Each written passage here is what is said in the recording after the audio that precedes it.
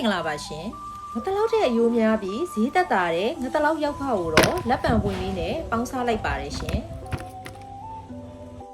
ရေစီးတန်းစင်ပြီးသားငါးတွေကိုတော့စားဟင်းသီးဟင်းရွက်မို့ငပြားရည်နနွေးမို့အယောင်တင်မို့ရှာလကာရီတို့နဲ့နေပြီးအနည်းဆုံးတစ်နာရီလောက်နှက်ထားပေးရမှာဖြစ်ပါတယ်ရှင်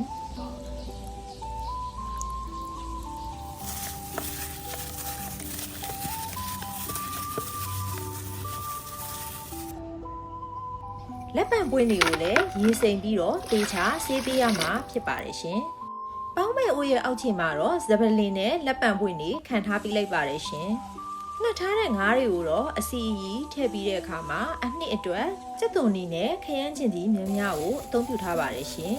။ရေနှခါထည့်ပေါင်းမှာဖြစ်တဲ့အတွက်ပထမရေကိုတော့လုံးရေလေးပဲအနည်းငယ်ထည့်လိုက်ပါတယ်ရှင်။စီကိုလည်းတစ်ခါတည်းပဲထည့်လိုက်ပါတယ်ရှင်။